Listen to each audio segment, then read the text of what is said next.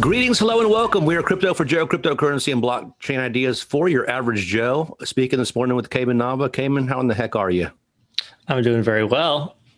There's been a couple of high-profile hacks that's happened recently. One, and the gas pipeline was hacked, causing fuel prices to skyrocket along the eastern coast. And another, the beef industry was hacked, causing the skyrocketing in beef prices. I mean, let's just leave aside, do they hack themselves?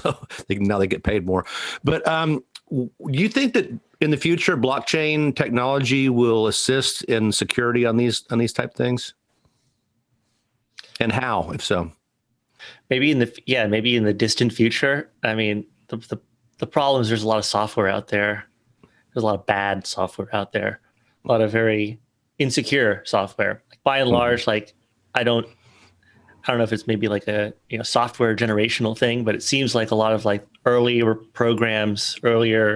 software was not built with like security in mind, like not thinking about can it be hacked or are there vulnerabilities. And now we see that the internet is militarized, on a data level, on packet level, and you have to be designing against that. You have to be guarding against that. Blockchain does do that. But then it moves the security from the system itself to like the endpoints, to the users themselves. So now you can't attack the system, but you can't attack the system very well, but you can attack individuals. So maybe now you have to target high net worth individuals, high profile people.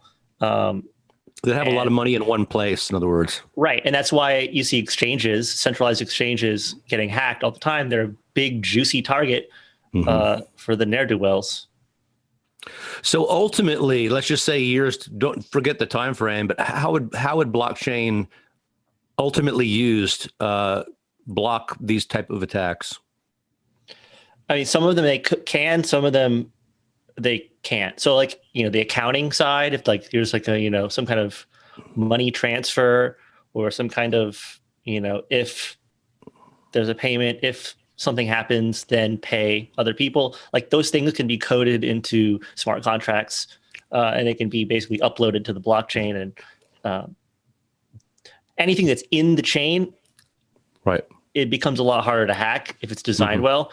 Things outside of that, so like the gas control lines, right, like those things are like physical. They're controlling physical switches. They're, there are systems that are not tied to the blockchain, and they're just out there, running on computers somewhere. And if those computers are vulnerable, yeah. Well, so the obvious follow-up question is then, wouldn't then the like those switches that you just talked about, wouldn't those ultimately go to the blockchain? So it might be I mean, from our perspective here, I mean, looking ahead, it might take longer or be more cumbersome, but wouldn't that be the highest, securest way to move forward on that?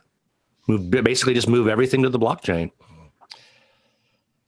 How realistic is that?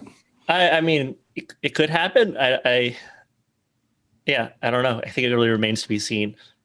Okay. Well, that's stuff average Joes think about anyway. So thank you for filling us in on that, and we'll talk to you soon. Thanks for having me.